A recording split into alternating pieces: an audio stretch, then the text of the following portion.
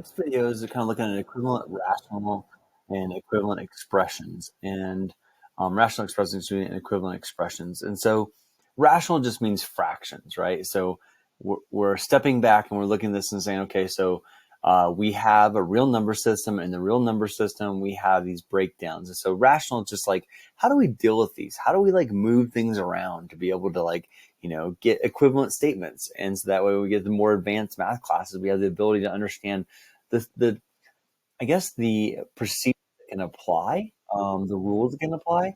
I often call this in my class when a student is doing something or a student I'm working with is doing this and they kind of make up their own rules. I call that like, let's say Josh math. Like I was like, oh, you just did some Josh math. And meaning Josh is their name, my name's Josh. But like it's this idea that, you're just doing this random process to get to some answer. And your process is not mathematically sound. And so what we do here is we're just going to practice some skills to be able to say, okay, like how do I get to equivalent things? How do I like change the way things look? And so our first one that we have is, roll this down a little bit. All right, so our first one, let's not look at what's down there. There's a typo in that section. So in this case right here, I have 3 over 8. Sorry about that. I have 3 over 8 is equal to something over 40. So the whole idea is that, we can factor both denominators to kind of think about it. So, there's other ways of getting to that. But remember, this is not about a traditional mathematical method where you're just like, oh, well, I can see. I would just take the bottom, multiply it by 5. Whatever I do to the bottom, I have to do to the top. And my answer would be 15 over 40. But remember, we're going to be doing this algebraically. So we're using this first one as a situation of kind of establishing what we would actually do. So we know we have two denominators. We have an 8 and a 40. So I'm going to change colors to blue. So we have our first fraction, which is 3 over 8. And I have the second fraction, which is something over 40. Okay, so we're going to factor those and kind of see. All right, so we can definitely factor the 8.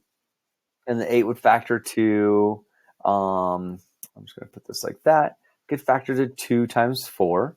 And then we could factor the denominator. But like what we're actually going to see is it actually makes more sense for us to just kind of think about this as like using this value 8 to see how many times it goes in here. So let's go ahead and factor it just the way we would do that. So we could do 4 times 10, which would then become 2 times 2 times 2 times 5, right? So that's 8 times 5 is 40, and this is 2 times 4, that's 8. And so then we can start like looking and saying, okay, well, what does this guy have that this guy doesn't have? And then we could like start like working from there. I think that it has much more value just to think about it kind of in a traditional setting and say, okay, well, I have 3/8 and I have it's set equal to something over 40. And so like if you break the 40 down into the factors of the other denominator, so this would become 3/8 is equal to 8 times 5. So now we can clearly see that there's like this additional piece that's put on there. And then we can let it roll from there to be able to figure out what we're going to do. So clearly here we have 8. So here we're going to have 3, right? Because we're bringing it across. But then because we have a 5 on the bottom, we have to also multiply by 5 on top. And so we end up coming out with 15/40 is the equivalent expression. So kind of like a big convoluted way. And like, honestly, like even as I'm working it out for you, I'm going, they're not going to believe me. Like they're going to be like, why would I do all this extra work? Well, when we get to the algebra ones, I think it'll make more sense. All right, so let's take a look at some algebra. All right, so this one's getting a little bit closer. So we're going to take this guy right here.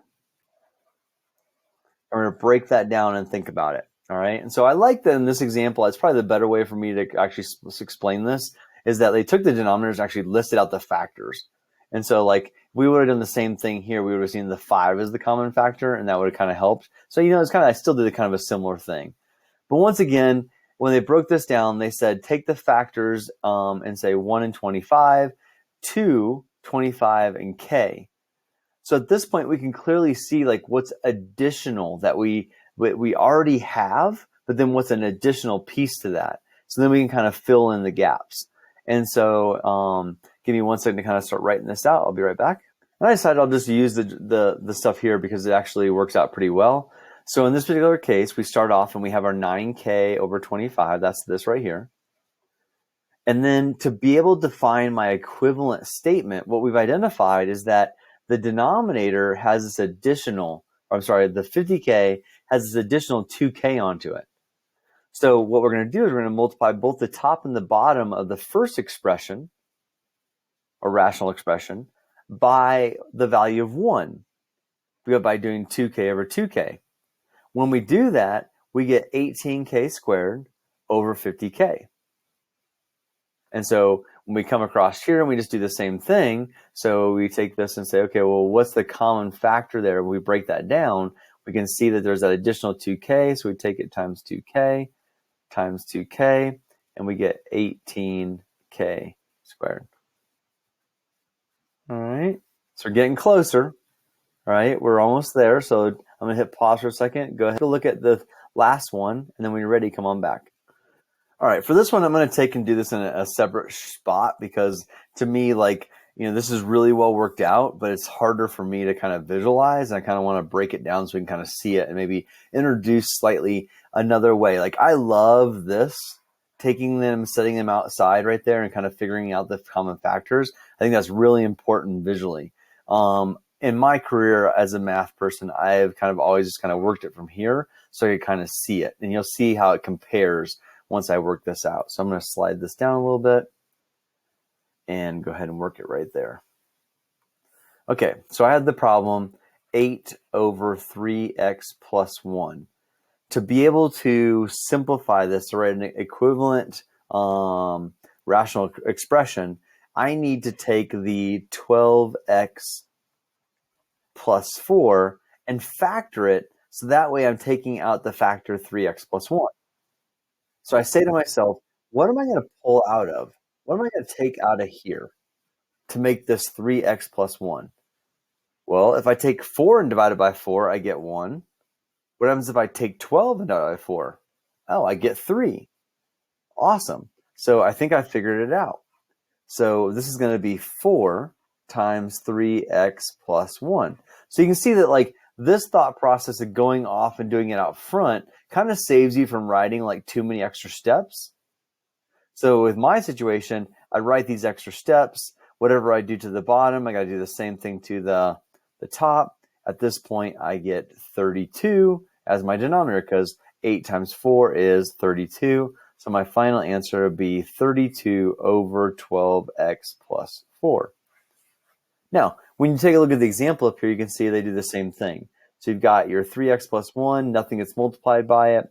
You've got to start off, you've got your 12x plus 4. You pull the 4 out to see the common factor. So then we take that common 4 and multiply it times the first expression, times that first expression. When we do that, we get our second expression. All right. When we throw some variables in here in a minute, this is going to get a little bit better. Like, it'll be a little more straightforward. So I'm going to hit pause. I'll be right back. All right. So this is actually straight from the homework assignment. So you guys are doing the odds. So let's take a look at a couple evens. Let's see. How about, let's go with this guy. Nah, this one's too easy. Let's go with 64. I'm trying to make sense of that. And so, I think what we have so far are kind of the examples like 51, 53, 55 are kind of very similar, right? 55 is interesting, but that's nothing to worry too much about. But let's do like 64. So to be able to start this problem, I need to factor both of my denominators, right? So if we use the method that the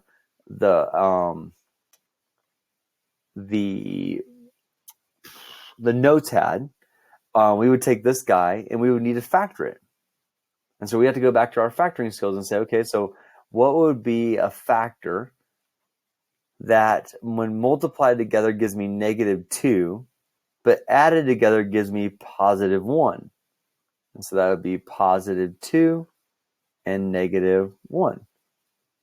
So I have this technique I call product sum factor. It's not my technique. I just adapted it from other people's stuff. So product is going to be taking the first number, the leading coefficient, times -2. So that's going to be 1 times -2, which is -2. My sum is going to be the middle number. So my sum is right there, the b term. So my sum is 1. And so then I say, okay, well, what are the factors of 2, of -2, or just 2? So that'd be 1 and 2. That's the only way you can get it. So then you say, okay, so how could I put the positive and negative numbers on this to be able to get -2? And when I multiply or when I add, I need to get +1.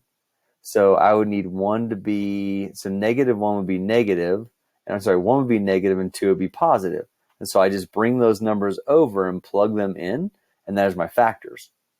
So that's kind of like a little side note there for a second. So now when I write this out, essentially what I have is I have 4m over m plus 2, m minus 1 is equal to, I don't know, over m minus 1, m minus 3, and m plus 2. So I can see that they both have m plus 2 in common, so we don't need that. They both have an m plus or m minus 1 in common. So the one thing they don't have is an m minus 3. And so in this particular case, to be able to get to that spot, to be able to figure out what I'm going to have, I'm going to come over here and I'm going to take this guy and multiply both the top and the bottom by my m minus 3. So now my m minus 3, I have the same denominator. I got m minus 3, m plus 2, m minus 1. On top, I multiply that, and I find out that I get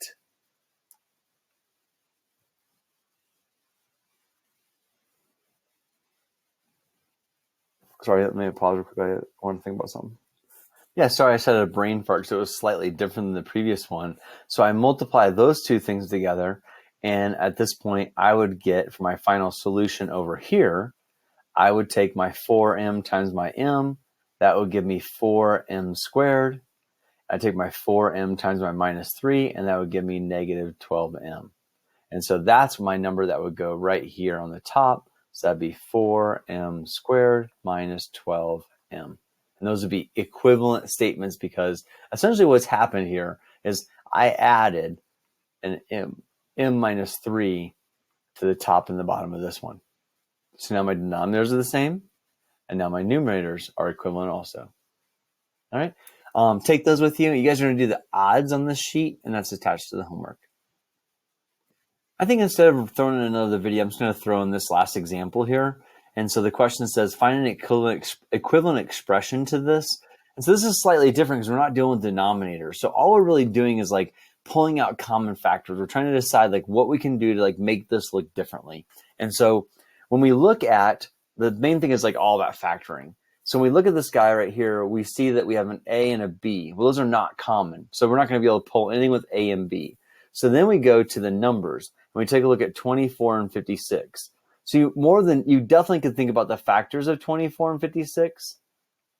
So let's see, 24 is 1 and 24, 2 and 12, 3 and 8, and 4 and 6. Do 56, so that would be 1 and 56. I'm going to hit pause real quickly and plug this in my calculator. All right, I'm back. So I could do 1 and 56. I could do 2 and 28. 3 does not go into 56. 4 and 14. 5 doesn't go. 7 and 8. So I've spun the whole gamut here. So now what I'm going to look at this and say, okay, so that means like what number can I take out of both? Okay, so I started at the bottom. I could take 1s out. That's not going to do anything. I could take 2s out. That's not going to do anything. 3s don't go. I could take a 4 out. Oh, I could take an 8 out. Is that right? Yeah, I could take an 8 out of both of them. So if I take an 8 out of both of them, so that would give me, I take an 8 out of this, that would give me 3a plus 7b. you can see in this example, they took a 4 out or they took a 2 out. So that gives us, in this situation, 1, 2, 3 different ways that we can write an equivalent expression based upon our factoring. All right. Got a couple examples down here at the bottom. There we go. All right. So these examples are kind of funny because to me, they're like super confusing, which I guess is really good. But like, so the question is what do all 3 of these terms have in common? They have a y. I take a y out of the first one, I get 1. I take a y out of the second one, it leaves me with 1. Oops. And if I take a y out of the third one, that leaves me with 1. So my final answer is y times 3, which is also known as 3y. In this particular case right here, there's nothing to factor out. So instead of factoring, we're actually going to put it back together. So we'd actually distribute this. So 9 times 3 is 27. And 9 times 7 is, oops, excuse me. I put the wrong sign. There we go. And so 9 times 3 is 27. And 9 times 8 is plus 72x. So that's just like the other way around. So like instead of like if I gave you this, you'd pull out common factors and get to that. But now we're just going the other way. All right, and the last one, we say, are there any common things on top and bottom? There's not. So on top, though, we could factor some